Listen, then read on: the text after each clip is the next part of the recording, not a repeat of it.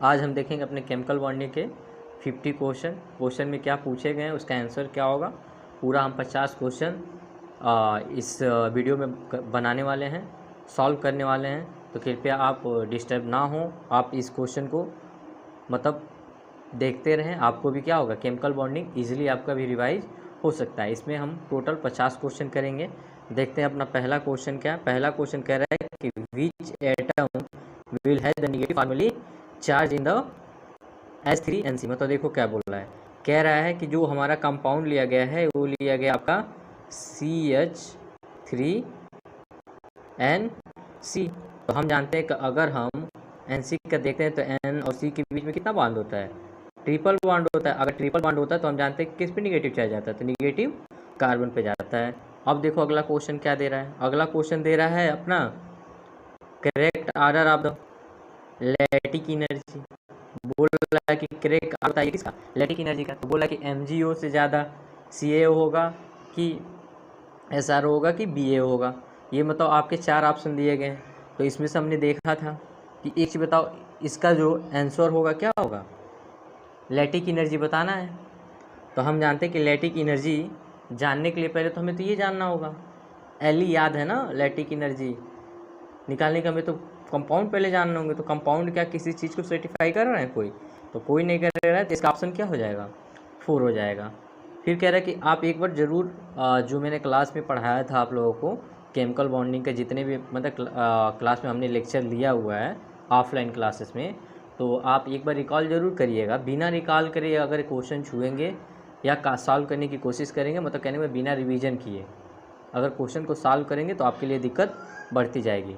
तो कृपया पहले आप अपने नोट्स को रिवाइज कर लें। डायरेक्ट अगर क्वेश्चन देखने की क्षमता है, अगर आप पहले से पढ़े हुए हैं, आपको आता है, तो आप इजीली इस क्वेश्चन को कर सकते हैं। अब देखो अगला क्वेश्चन क्या कर रहे हैं, which of the following bond is the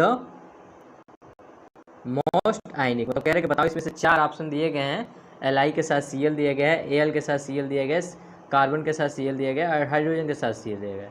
तो कह रहा मोस्ट आयनिक कौन होगा। तो हमने बताया था, ये भी कहानी आपको बता चुके हैं कि जो Li होगा वो मोस्ट आयनिक होगा। अब देखते हैं चौथा क्वेश्चन।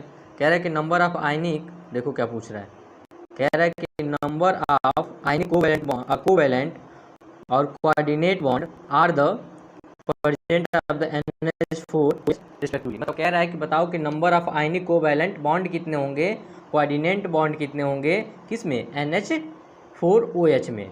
तो हम जानते हैं कि NH4OH का पहले फिगर बना लेते हैं। विदाउट फिगर तो आप समझ नहीं पाएगा कि कितने क्या हैं। तो अगर हम बनाना चाहेंगे तो NH4 दिए है तो पहले N लिख लेते हैं और इस पर क्या करेंगे, 4 लकीर खींचेंगे। भाई ऐसे ही तो था, मैंने क्लास में ये आपको बताया भी था कि इसका स्ट्रक्चर कैसा होता है। देखते हैं,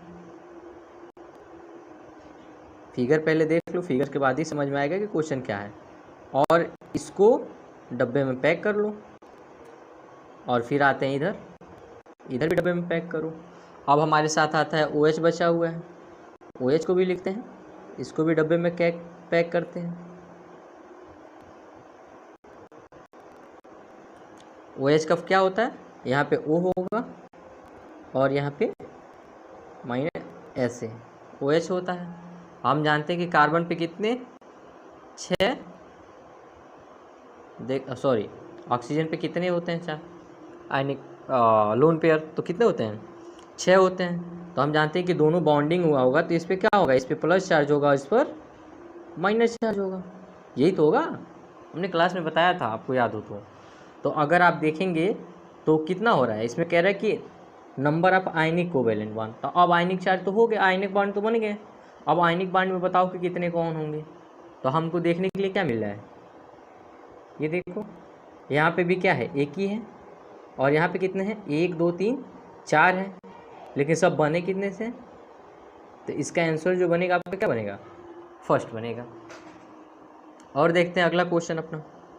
अगला क्वेश्चन अपना क्या है, 5वां क्वेश्चन। तो 5वां क्वेश्चन अपना क्या कह रहा है कि most favourable condition for the formation of the ionic bond. मतलब कह रहा है कि बताओ कि कौन सा ऐसा कंडीशन होगा जो मोस्ट फेवरेबल होगा, किसके लिए, बताओ आयनिक बॉन्ड के लिए, मतलब आयनिक बॉन्ड अगर आपको मतलब बनाना हो तो कौन सा कंडीशन होगा जो जल्दी आयनिक बॉन्ड बना के दे देगा आपको। ये भी चीज़ हमने आपके क्लास में लिखाया था, आपके नोट्स में होगा, आप एक बार रिकॉल जरूर कर लीजिएगा। तो देखो पहले क्या दे रहा है कि lower charge number of the ions, large cation, small anion, कह रहा है कि higher charge on ions, small cation and. तो अपना हम छठवां क्वेश्चन देखते हैं। छठवां क्वेश्चन हमारा क्या दिया गया है।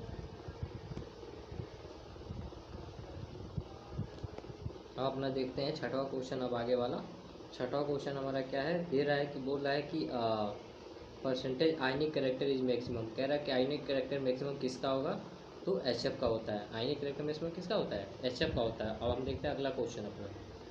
अगला क्वेश्चन हमारा क्या है, अगला क्वेश्चन है कि which of the following is the brittle. तो कौन सा इसमें से जो चार ऑप्शन दिए गए, चार ऑप्शन में क्या है, CCl4 सॉलिड है, BF3 सॉलिड है, NaCl भी सॉलिड है और SiO2 भी सॉलिड है। तो कह रहा है कि बताओ इसमें से कौन सा है जो ब्रिटल को शो करता है। तो ब्रिटल का कौन सा शो करता है, जल्दी बताओ। सातवां का आंसर, सातवां का अपना ब्रिटल कौन सा होता है, NaCl, हमने पढ़ा हुआ है पहले से। Which will the conduct of the, कह रहा है कि कौन इसमें से चार ऑप्शन में से कौन ऐसा है जो क्या करता है, कंडक्ट कराता है इलेक्ट्रिसिटी के मोल्टन स्टेट में। तो जाहिर सी बात है NaCl भी कराता है, NaH भी कराता है और Cu भी कराता है। तो क्या हो जाएगा इसका आंसर, ऑल ऑफ दीज हो जाएगा। फिर पूछ रहा है कि 9वां question, strong bond of the form of the head of the overlapping. तो कह रहे हैं बताओ कि इसमें से कौन है जो strongest bond is the form of the head, मतलब हेड ओवरलैपिंग में सबसे ज़्यादा स्ट्रॉन्ग बॉन्ड कौन होता है, 2p ऑर्बिटल वाला होता है। अब देखते हैं शेप ऑफ द SO2। कह रहा है कि शेप ऑफ द SO2 का शेप क्या होता है, बताओ जल्दी। 10वां क्वेश्चन का आंसर बताओ, बताओ जल्दी। बैंड शेप का होता है। फिर बोला कि species of the zero dipole movement show. तो कह रहे हैं कि बताओ इसमें से कौन है जो जीरो डाइपोल मूवमेंट शो करेगा। तो हमने आपके क्लास में आपको पढ़ाया भी था, तो बताओ जल्दी। ये मैंने आप ये क्वेश्चन कराया भी था कि जीरो डाइपोल मूवमेंट कौन शो करता है, यही मैंने ऑप्शन भी दिया था सेम, क्योंकि ये PYQ का ही क्वेश्चन है। तो बताओ जल्दी कौन शो करेगा 11वां का, जल्दी बताओ। 11वां क्या होगा, NH4+ जो होता है वो जीरो डाइपोल मोमेंट को शो करता है। अब देखो 12वां, हाइब्रिडाइजेशन ऑफ द Cl, मतलब पूछ रहा है, कह रहा है कि HClO2 का हाइब्रिडाइजेशन क्या होगा। तो इसका क्या होता है, ये भी क्वेश्चन मैंने मतलब ये क्वेश्चन सॉल्व करा के क्लास में दिखाया था। इसका क्या होता है, sp3 होता है। अब 13वां क्वेश्चन देख लो, which of the following is the not tetrahedral, मतलब बता रहा, कह रहा है कि बताओ कौन सा टेट्राहेड्रल नहीं करता है। तो ये भी क्या है, ये भी टेट्राहेड्रल है, ये भी टेट्राहेड्रल है और ये भी टेट्राहेड्रल है। तो यहाँ पे कह रहा है कि SF4। तो बताओ जो दूसरा है 13वां में, दूसरा है वो किस चीज़ का शो करता है। तो ये आपका बताओ C सा को शो करता है, समझ में आया। तो कौन, क्वेश्चन में क्या पूछा था, क्वेश्चन में पूछा था कि कौन नहीं शो करता है, कौन नहीं शो करता है, SF4। अब अगला क्वेश्चन देखते हैं। अगला क्वेश्चन 14वां देखो। 14वां क्या बोल रहा है कि which of the following is the, देखो है विच of the following has maximum number of lone pair of the central atom. Correct बताओ कि इतने सारे आपको मतलब चार ऑप्शन देंगे, चार ऑप्शन में से कौन सा ऐसा ऑप्शन है जिसके पास मैक्सिमम क्या है, मतलब सेंट्रल एटम के पास मैक्सिमम लोन पेयर हो। तो सबसे ज़्यादा किसके पास होता है, I3- का होता है। फिर देखो हाइब्रिडाइजेशन पूछ रहा है, कह रहा है कि बताओ हाइब्रिडाइजेशन बताना है आपको N का। तो ये क्या होगा, इसका जो होगा हम जानते हैं क्या होगा, SP होगा, ये मैंने क्लास में कराया था।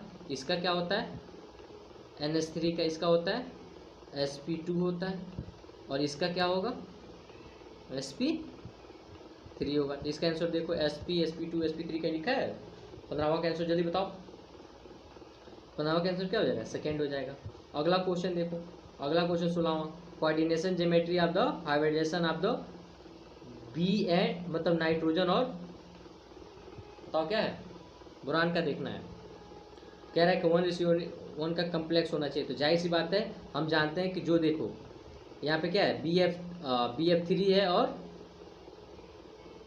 क्या है आपका, देखो दो चीज़ें दी गई हैं, BF3 और NH3। ये दोनों चीज़ें मैंने क्लास में आपको बताई थी। दोनों का क्या होता है हाइब्रिडेशन, अगर निकालोगे तो दोनों का क्या होगा, इसका भी sp3 होगा और दोनों का sp3 ही होगा, इसका भी होगा sp3 और इसका भी होगा sp3, लेकिन दोनों कौन सा शो करेंगे, टेट्राहेड्रल शो करेंगे। 17वां क्वेश्चन देखते हैं, which of the following pair of the iso structure, मतलब कह रहे हैं बताओ इसमें से 4 ऑप्शन दिए गए हैं, चारों ऑप्शन में से कौन ऐसा है जो दोनों सेम चीज को डोनेट कर रहा हो, मतलब दोनों का जो एंगल बन रहा हो या जो शेप बन रहा हो दोनों क्या हो, सेम हो। जो आइसो स्ट्रक्चर पूछ रहा है, मतलब कह रहे हैं दोनों का स्ट्रक्चर क्या होना चाहिए, सेम होना चाहिए। तो हमने अभी पढ़ के आया कि NH4 और BH4 का दोनों का क्या होता है, सेम होता है, दोनों का सेम क्या होता है। अभी यहाँ पे देखो क्या पढ़े हुए, यहाँ पे दोनों का क्या हो जाएगा बताओ, 17वां का क्या हो जाएगा, बोथ हैव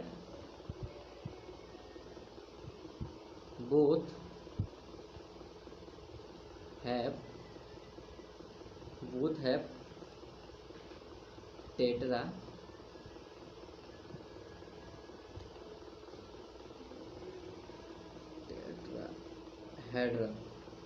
समझ में आया। अब अगला 18वां क्वेश्चन देखो, कह रहा है कि which of the following are correctly match, मतलब कह रहा है कि बताओ कि नीचे 4 ऑप्शन दिए गए, इसमें से कौन ऐसा है जो वेस्टर थ्योरी के थ्रू जो करेक्टली मैच कर रहा है। तो अभी हमने पढ़ के आया कि SF4 का क्या होता है, सी शेप होता है, ये भी बात सही है, लेकिन ट्राइगोनल बाई पिरामिडल ये बात गलत है। लेकिन ये कह रहा है कि SCF6 का हमने देखा था डिस्टोरियो ऑक्टाहेड्रल होता है, और हमने ICL2 का भी देखा था, ये क्या होता है, लीनियर होता है। तो हमारा आंसर क्या हो जाएगा, फर्स्ट हो जाएगा। अब देखते हैं 19वां क्वेश्चन। 19वां क्वेश्चन क्या है, कह रहा है कि number of nodal plane in the molecular orbital. देखो यहाँ पे कुछ चीज़ें छूट गई हैं, नोडल प्लेन ऑर्बिटल को पूछ रहा है, लेकिन इसका आंसर मैं बता दे रहा हूँ। इसका आंसर 19 का क्वेश्चन क्या है, हाँ 19 का आंसर सेकेंड ही रहेगा, मिला लीजिएगा आप लोग, क्वेश्चन देख लीजिएगा एक बार, क्योंकि क्वेश्चन यहाँ पे वो नहीं, मैंने स्लाइड तो लिया है लेकिन बट उस स्लाइड का क्वेश्चन मिस हो गया थोड़ा सा। क्या अगला क्वेश्चन देखो, बोला कि डाई मैग्नेटिक स्पीसीज कौन होता है, डाई मैग्नेटिक, ये क्वेश्चन डायरेक्ट याद करने वाला। तो डाई मैग्नेटिक जो होगा, डाई मैग्नेटिक स्पीसीज कौन होता है, O2 पे 2 चार्ज जिस पे लगा होगा वो डाई मैग्नेटिक स्पीसीज होगा। यहाँ पे देखो ये एक ऑप्शन छूट गया है, चौथा वाला, तो चौथा में आप ऑप्शन मन करे तो देख लीजिएगा, यहाँ लिख लीजिए all of this, all of this. अब देखिए कह रहा है कि ऑल ऑफ, क्वेश्चन क्या पूछा है कि which of the following compound है, देखो इसमें भी बोला कि जीरो डाइपोल मूवमेंट शो करेगा, ये बताओ क्या दिया, HCl2, ये नहीं करेगा, हाँ ये करेगा, ये भी नहीं करेगा, मैंने एक क्लास में कराया हुआ है।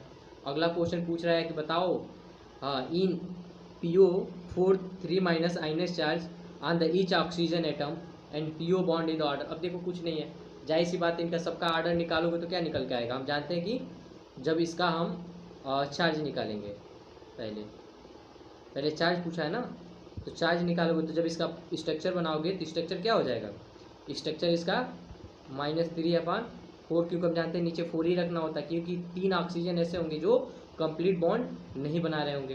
तो जब इसको बनाओगे तो क्या निकल के आएगा, इसको जब बनाओगे तो आपका निकल के आएगा -0.75। लेकिन अब हमें क्या निकालना है, इसका PO का बॉन्ड निकालना है। तो जब हम PO का बॉन्ड निकालेंगे तो देखेंगे ऊपर क्या हो जाएगा, बताओ जल्दी, ऊपर हो जाएगा 5/4। तो जब इसको निकालोगे 5/4 को, तो ये आपका लगभग आ जाएगा 1.25 के इतना। तो देखो ये दोनों मैच कहीं कर रहा है, ये वाला आंसर। अब देखो विच of the following is the identical bond order, मतलब कह रहे हैं कि बताओ इसमें से कौन सा आइडेंटिकल बॉन्ड ऑर्डर को शो करेगा। तो इसका क्वेश्चन जल्दी कमेंट करो, कमेंट करते रहो साथ में। क्वेश्चन देखने का मतलब यही होता है कि आप साथ साथ में क्या करते रहे, कमेंट करते रहे, ताकि आपको भी ये रियलाइज हो कि हाँ हमने कुछ क्वेश्चन किया है। बताओ जल्दी, 23वां का क्या होगा, 23वां का मैंने Cn और N2+ वाला होगा। अब 24वां क्वेश्चन देखते हैं, which of the following unpaired electron anti bonding molecular orbital. कह रहे हैं कि बताओ 4 ऑप्शन दिए गए हैं, किसके पास अनपेयर इलेक्ट्रॉन होते हैं जो एंटी बॉन्डिंग ऑर्बिटल को शो करते हैं। तो 24वां जल्दी आंसर दो, कौन होगा, फर्स्ट होगा। ये कहानी हमने पढ़ चुका है क्लास में, NCERT की ही भी ये लाइन है। अब देखो अगला कह रहा है कि 1 dB क्या होता है, 1 dB का कितना सेंटीमीटर में हो सकता है, तो देख लो 3.3 × 10⁻30 होता है। अब कह रहा है कि कार्बन और हाइड्रोजन बॉन्ड देखना है लॉन्गेस्ट, किसमें लॉन्गेस्ट कार्बन हाइड्रोजन बॉन्ड होगा। तो हमें यही देखना होगा कि जिसमें कोई डुअल बॉन्ड ना हो, जिसमें कोई ट्रिपल बॉन्ड ना हो। अगर सबसे सिंगल बॉन्ड होगा तो सबसे ज़्यादा उसमें देखने को मिलता है, इसमें क्या होगा, सबसे ज़्यादा सिंगल बॉन्ड होगा, बना के देख लेना। फिर कह रहा है कि OO bond of the length order देखो क्या रहा है N2O2 KO2 O3 और O2। कह रहा है कि बताओ इसमें बॉन्ड लेंथ आर्डर बताना है आपको। तो बॉन्ड लेंथ आर्डर बताना है तो 27वां का क्या होगा, जल्दी बताओ। 27वां का बॉन्ड लेंथ आर्डर जब देखोगे तो सबसे बॉन्ड आर्डर में कौन आएगा, NO2O2 वाला। फिर उसके बाद O3 और KO2 का दोनों का इक्वल ही होता है, और O2 का ये डायरेक्ट PYQ है IIT का। और 28वां क्वेश्चन देखिए, 28वां क्वेश्चन क्या कह रहा है, विच of the following in the species will have intermolecular hydrogen bonding. कह रहे कि बताओ, यहाँ पे 4 ऑप्शन दिए गए हैं, चारों ऑप्शन में से कौन है जो इंटरमालिक्यूलर हाइड्रोजन बॉन्ड को शो कर रहा है। तो बताओ 28वां क्वेश्चन, 28वां का आंसर क्या होगा, पहला ही शो करता है ये मेरे क्लास। हाँ ये भी आपका PYQ है, लेकिन ये आपके केमिकल बॉन्डिंग में क्वेश्चन दिया गया है, क्योंकि हम इसको भी इजीली निकाल सकते हैं। ये भी आपका PYQ है IIT का, ये डायरेक्ट देख लीजिएगा। कभी कभी नीट में ऐसा होता है कि PYQ जो IIT का है वो डायरेक्ट आपके नीट में भी उठा के पूछ लेते हैं। कह रहे हैं कि इन which conversation bond length decrease, मतलब कह रहे हैं कि बताओ इसमें से किसका बॉन्ड लेंथ कम होगा, किसका ज़्यादा होगा। क्या बोला, in which conversation bond length decrease, decrease की पूछ रहा है, इंक्रीज और डिक्रीज मैंने बताया था ना क्लास में। तो बताओ 29वां का आंसर क्या होगा, 29वां का आंसर क्या होगा, CO माइनस। देखो CO से CO प्लस में जा रहा है, डिक्रीज की बात किया है, इंक्रीज की बात नहीं किया है। देखो यहाँ पे क्या है, देखो क्या है, ये क्वेश्चन इस तरीके से N2 है, N2 जा रहा है, मतलब रिएक्शन कुछ हो रहा है तो ये बना रहा है N2 प्लस, मतलब एक इलेक्ट्रॉन निकाल रहा है। ये भी कह रहा है कि N2 है, फिर ये भी 2 इलेक्ट्रॉन ये भी N2 माइनस हो रहा है, मतलब एक इलेक्ट्रॉन ले रहा है। फिर ये कह रहा है कि O2 है, O2 से O2 प्लस हो जा रहा है। तो ये क्या पूछा है, बॉन्ड लेंथ किसका डिक्रीज होगा, तो इसका डिक्रीज हो जाएगा ना, क्योंकि O2 O पे क्या हो गया, प्लस चार्ज हो गया, तो डिक्रीज ही तो होगा। अब अगला क्वेश्चन देखो, अगला देखो 30वां क्वेश्चन क्या कह रहा है। 30वां क्वेश्चन पूरा maximum number of the hydrogen bond can be form of the H2O molecule. कह रहा है कि बताओ कि मैक्सिमम नंबर कहाँ होगा हाइड्रोजन बॉन्ड में, वाटर में, कितना नंबर हो सकता है, तो जल्दी बताओ। ये क्वेश्चन तो एकदम ईजी है, NCERT की लाइन है, बताओ कितना होगा, 4 होता है। समझ में आ रहा है, कमेंट करते रहिएगा। अगला क्वेश्चन क्या कह रहा है कि द फॉलोइंग चार्ज, कह रहा है कि बताओ जो S है सल्फर है, कह रहा है कि इन द फॉलोइंग स्ट्रक्चर, कह रहा है कि सल्फर को फॉलोइंग स्ट्रक्चर के रूप में देखना है। तो और कह रहा है कि बताओ फॉर्मल चार्ज कितने होंगे। तो हमने देखा है ना, वो इस पे वो पे कितना होगा, बताओ ये भी बताओ जल्दी।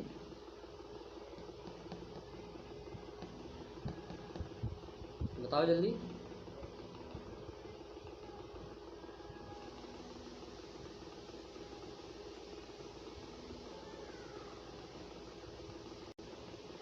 तो देखो अगला क्वेश्चन हमारा कहाँ तक पहुँचे थे, अच्छा हाँ, पूछ रहा है कि बताओ इस पे कितना चार्ज होगा, किस पे, सल्फर पे बात किया है। तो O2 मैंने ये क्वेश्चन क्लास में कराया था, तो कितना होगा, एक O पे कितना चार्ज होता है, बताओ बताओ कितना चार्ज होगा, बता पाओगे। यहाँ पे 0 चार्ज होगा, कोई भी चार्ज नहीं होगा।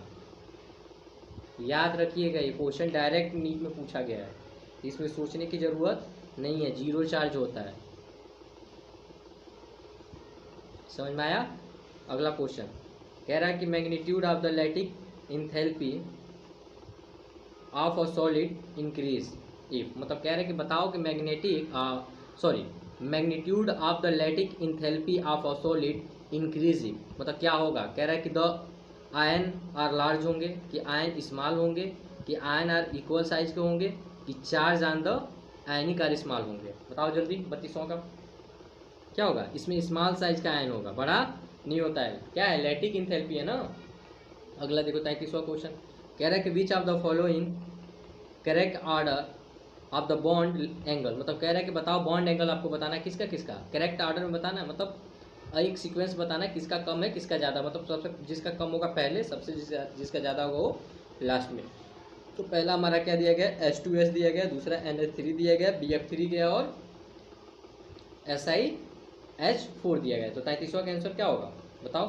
अब बता दे रहा हूँ, देखो हम यहाँ पे देखते हैं H2S, H2 का बॉन्ड अंडर कितना होता है, मतलब बॉन्ड क्या पूछा, बॉन्ड एंगल पूछा है। और कह रहा है कि दूसरा हमारा क्या है NH3 का कितना होगा, और तीसरा हमारा दिया है BF3, चौथा हमें दिया है SiH4। ठीक है, यही चार दिया गया। तो हमारा H2S का, तो H2S का जो होता है ये होता है हमारा 92 डिग्री। और NH3 तो हमने सबको पढ़ा के रखा है भैया, क्लास में भी लिखा के रखा है 160 डिग्री। और BF3 का कितना होता है 120 डिग्री। और हमारा SiH4 का जो होता है अप्रॉक्स 109 डिग्री मान के चलते हैं। तो अब बताओ जल्दी आंसर क्या होगा। तो 33वां का आंसर क्या हो जाएगा, 33वां का आंसर आपका 3 वाला हो जाएगा। अगला देख लो, अगला कह रहा है कि शेप बताना किसका, CO3 माइनस का। कह रहा है कि CO3 का ClO3 माइनस का शेप कैसा होता है। तो कह रहा है कि ट्रायंगुलर होता है, ट्रायंगुलर पिरामिडल होता है कि ट्रायंगुलर पेनारा होता है कि टेट्राहेड्रल होता है कि ट्रायंगुलर बाइपिरामिडल होता है। ठीक है, तो 34वां का आंसर बताओ, इसका क्या होता है, ट्रायंगुलर पिरामिडल होता है। ये डायरेक्ट रटने वाली चीज़ें, इसमें सोचना मत, रटोगे जितना उतना अच्छा रहेगा। आने तो मन करे तो फिगर बना लीजिएगा, NCERT में दिया गया है। अगला क्वेश्चन पूछ रहा है कि in HCl molecule aspect value of the dipole moment 0.12 D but experimental value of the 1.03, then percentage of the, देखो क्या पूछा, क्वेश्चन पूछा है कि देन परसेंटेज कोवेलेंट कैरेक्टर, मतलब पूछा कि बताओ इसका परसेंटेज क्या होगा कोवेलेंट। हमने पहले ही बताया था, हमने बताया था, आपको याद हो तो, परसेंटेज निकालने का तरीका आयनिक कैरेक्टर का। बताओ, तो आप भी सॉल्व करिए तब से आयनिक कैरेक्टर का। अगर कैरेक्टर का आप निकालोगे तो कितना लिखोगे बताओ, यह था ना 1.03 इंटू 100 अपान कितना दिया गया है 6.12। सॉल्व करके देखो, सॉल्व करके देखोगे तो कितना आंसर आएगा, सॉल्व करोगे तो इसका आंसर आ जाएगा 16.83। अब हमको निकालना क्या है, परसेंटेज ऑफ कोवैलेंट कैरेक्टर निकालना है। जब कोवैलेंट कैरेक्टर निकालोगे तो इसमें क्या लिखना होता है, इसमें कुछ नहीं करना होता है, 100 माइनस जितना आया है आपका आंसर उतना माइनस कर दो, 16.83। जब इसको माइनस करोगे तो आपका आंसर कितना आ जाएगा 83.17। तो देखो 83.17 समझ में आया। पहले हमको क्या, इस तरीके के क्वेश्चन तो पहले हमें आयनिक कैरेक्टर निकालना होता है। आयनिक कैरेक्टर में जितना आएगा उतने से 100 से माइनस कर दो, जो बचेगा वही क्या होगा उसका कोवैलेंट कैरेक्टर हो। अगला क्वेश्चन देखते हैं। अगला देखो, कह रहा है कि बताओ pi bond are the form of the overlapping. कह रहा है कि जो पाई बांड है, पाई बांड कहाँ बनता है, एस और एस पे तो बनेगा नहीं, कहानी तो इसी देख लो। तो कह रहा है 36 का आंसर देख, कह रहा है कि किस में आएगा, तो पी एंड पी ऑर्बिटल में आएगा। ये कहानी देख लीजिएगा, पाई बांड तो कभी एस में आएगा नहीं, जहाँ जहाँ एस होगा वो मामला खत्म। अब देखो नंबर ऑफ द सिग्मा, देखो कह रहा है कि बताओ बताना है गिन के कितना सिग्मा होगा, कितना पाई बांड होगा। तो कितना सिग्मा और पाई बांड होगा, 37 का आंसर बताओ। 13 कह रहा है सिग्मा होगा और 3 कह रहा है पाई होगा, यही तो आंसर होगा। देखो गिन के दिखा रहा हूँ, गिन के दिखाओ, बताओ ये क्या होगा। यहाँ पे यहाँ पे 3 हाइड्रोजन, 3 सिग्मा यहाँ, 1 सिग्मा यहाँ, 1 सिग्मा यहाँ, 3 सिग्मा यहाँ, 1 सिग्मा यहाँ और 1 सिग्मा इस H के साथ और 1 सिग्मा इस सिंगल बॉन्ड के साथ और 1 सिग्मा यहाँ पे और 1 सिग्मा यहाँ पे। तो गिनो 3 1 4 5 6 7 8 9 10 11 12 13 हो गए। और देखो 1 पाई यहाँ और 2 पाई यहाँ, तो टोटल कितने हुए 13 सिग्मा 3 पाई। अब अगला क्वेश्चन देखो, विच of the following is the condition favourable the bond formation, मतलब कौन सा कंडीशन होता है जिसमें बॉन्ड फार्मेशन, ये आगे थोड़ा सा ढप गया है लेकिन बॉन्ड फार्मेशन का ही क्वेश्चन है। इसका आंसर देखो maximum attraction and maximum potential energy होनी चाहिए बॉन्ड बनाने के लिए। Minimum potential energy and the maximum attraction होना चाहिए, minimum potential energy and the minimum attraction होना चाहिए, maximum potential energy in the minimum attraction होना चाहिए। बताओ जल्दी क्या होगा, एक बॉन्ड को फॉर्म करने में कौन सी एनर्जी ज़्यादा होगी, इसमें क्या होगा, मिनिमम पोटेंशियल एनर्जी होना चाहिए, मैक्सिमम अट्रैक्शन होना चाहिए। अब 39वां क्वेश्चन देख लो, कह रहा है कि Z axis is the intramolecular axis. कह रहा है कि बताओ, ये फिगर देके कह रहा है कि रिस्पेक्टली नोन एज। अब बताओ ये फिगर देके क्या बोल रहा है, कह रहा है कि जेड एक्सिस में इंट्रामालिक्यूलर एक्सिस क्या होगा, कहानी यही है। तो बताओ जल्दी 39 का क्या होगा, सीरी होगा।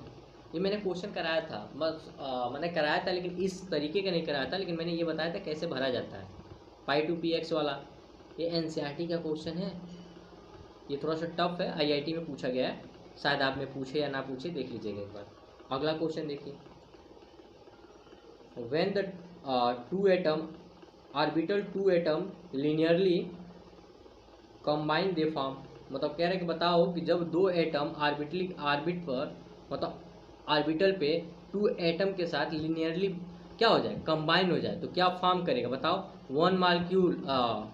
वन मालिक्यूलर ऑर्बिटल फॉर्म करेगा, टू मालिक्यूलर ऑर्बिटल फॉर्म करेगा, टू हाइब्रिड ऑर्बिटल फॉर्म करेगा, 4 एटॉमिक ऑर्बिटल फॉर्म करेगा। जल्दी बताओ 40वां क्या होगा, दूसरा होगा टू। अब क्योंकि दो ही बात कर रहे हैं ना, दो कह रहा है, दो ऑर्बिटल है, लेकिन क्या है, दोनों कैसा है, लीनियरली है।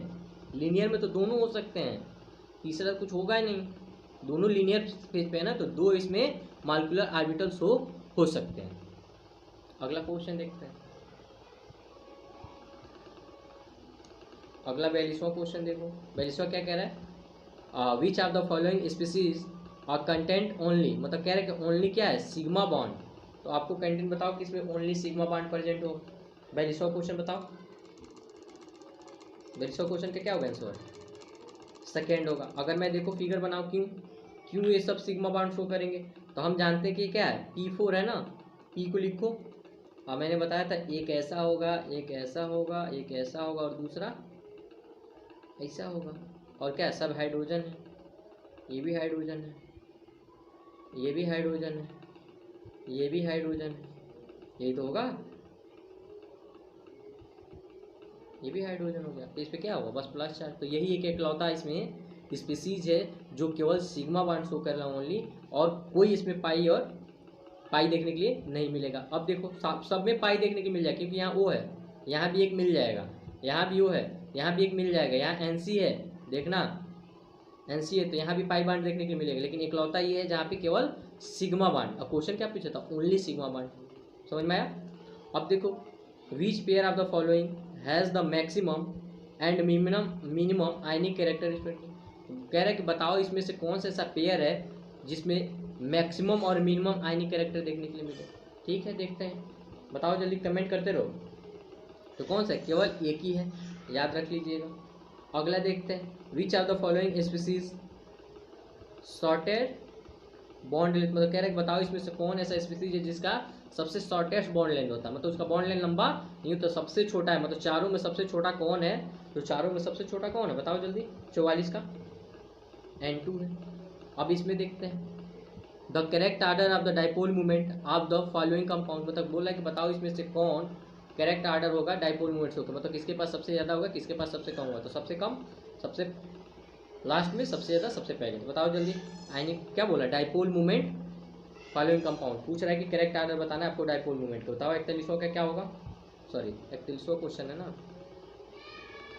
एक मिनट, 42वां, 42 सही है, 43 का भी सही है, 44 का भी सही है, लेकिन 41वां का आंसर क्या होगा, जल्दी बताओ। देखो कहीं ना कहीं ये देखो, ये भी बेंजीन है, ये भी बेंजीन है, ये भी है, सब तो बेंजीन ही दिख रहा है, सब पे क्या लगा हुआ, Cl लगा हुआ है। अब हमको ढूंढना क्या है, देखो कह रहे कि बी वाला देखो क्या है, पैरा मेटा आर्थो आता है ना, इस हिसाब से चलोगे तो देखना इसका आंसर क्या बनेगा, सेकेंड बनेगा बी। अब देखो क्या बोल रहा है, ई किसके इक्वल होगा, तो ई किसके इक्वल हो रहा है, ई किसके इक्वल है, यहाँ पे देखो ये तो ऐसा है, दिख रहा है कि नहीं, ये दोनों कहीं ना कहीं इक्वल होंगे। लेकिन डी और सी फिर डी से अच्छा कौन हो जाएगा, सी हो जाएगा।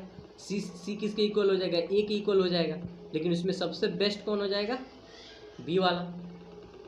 ये क्वेश्चन आईआईटी का है, देख लीजिएगा, अगर आए तो डायरेक्ट आंसर करना आना चाहिए। अब देखो 45 वाला क्वेश्चन क्या बोल रहा है। 45 क्वेश्चन बोला कि जीरो ओवरलैपिंग, कह रहा है कि take place between which of the following axis the inter nucleus axis, मतलब कह रहा है कि बताओ कि यहाँ पे जीरो डाइपोल मूवमेंट शो करने के लिए दिखाई देगा। बताओ इसका डायरेक्ट बताओ। 2px एंड 2py, यहाँ पे क्या होता है, जीरो ओवरलैपिंग देखने को मिलता है। कह रहा है कि अब नंबर देखो, नंबर ऑफ द 90 डिग्री, कह रहा है कि 90 डिग्री किसके, S between two the bond of the pair in PCl 5, मतलब कह रहा है कि बताओ 90 डिग्री बिटवीन, कह रहा है कि बॉन्ड पेयर कहाँ देखने को मिलेगा, PCl 5 में क्या देखने को मिलेगा, क्या आएगा 90 डिग्री पे।